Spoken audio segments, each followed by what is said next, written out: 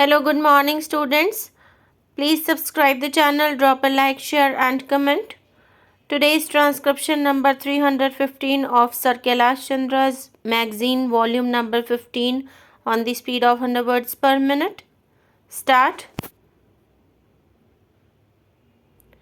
Mr. Deputy Chairman, this small measure, which I thought would not take much time, has been debated upon with a certain amount of interest and enthusiasm. Criticism has been twofold. One set of honorable members who have participated in the debate have put forward the thesis that this is much too drastic a measure and that it cuts at the root of the rights of the landlords in regard to the eviction of tenants which they have been enjoying under the provisions of Section 13 of the Rent Control Act. Very lengthy and elaborate arguments were advanced, some of them legalistic, and a case has been sought to be built on the ground that great hardship is likely to accrue to the landlords if this temporary relief is granted as contemplated by the amending bill.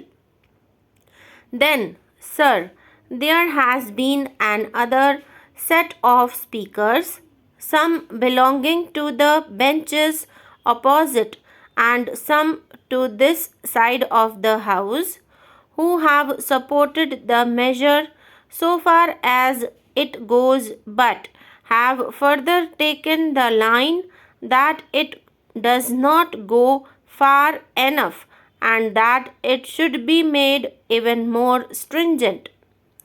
If I may respectfully say, that is some justification for the present measure in the form in which it has been brought forward. These violent reactions, one way or the other, do indicate that there can be a violent difference of opinion and difference in approach when dealing with a problem of this nature, and from the very nature of circumstances, a certain amount of balanced approach has to be brought about so that the hardship to which the tenants may be exposed may be minimized and, at the same time, the genuinely difficult cases of landlords may not be covered by this temporary protection. An effort has been made to strike a mean of that nature when this bill was drafted and brought forward before this honorable House.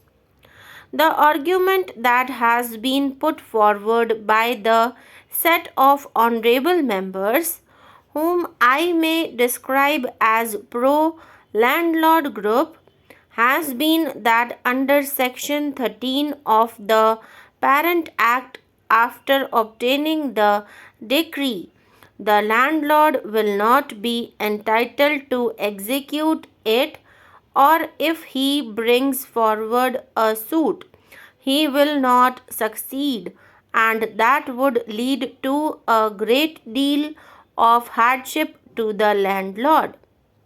All types of arguments have been advanced in support of that view. Various clauses have been examined at considerable length by two very experienced parliamentarians.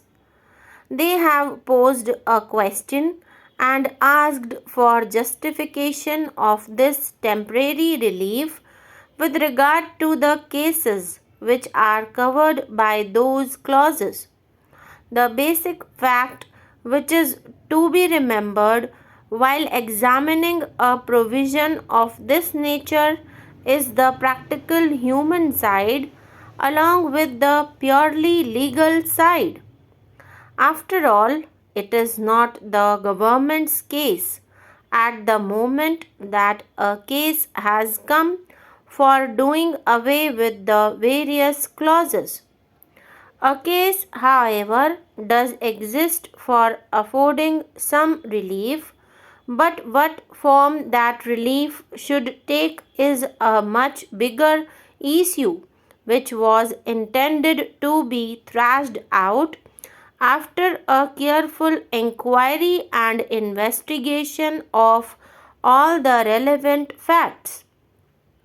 I said at the outset that it was the government's intention to go into this question carefully, and the intention is to appoint a committee upon which the various interests may be represented, and in that we also hope to be benefited by the advice of honorable members of parliament, and it will be for that committee to examine the various aspects and suggest as to what revision this way or that way, towards the right or towards the left, is called for, and pending that investigation, there should be some relief to the people who are on the point of being thrown on the roadside. It could have been argued that the relief should have been suggested by some of the honorable members, that this temporary relief could cover all the clauses. Well, there may be some force in that, but it is a question of balancing the inconvenience caused to one group as compared to the other, and in the judgment of government, it was considered that if this section is made and those cases are only brought within the purview of the present amending bill, whereby the landlord is not put to any real hardship, then it will be a case really for giving relief to the tenant. Now, if these clauses are examined, they will be grouped broadly under one or two categories. The position in Delhi as it obtains today is that the price of land has increased considerably. My honorable friend, who sits on semi opposition benches, made out a case of imaginary hardship for the residents of Delhi. He said lakhs and lakhs of refugees have come down here, and they have caused a lot of inconvenience and hardship to the old residents of Delhi.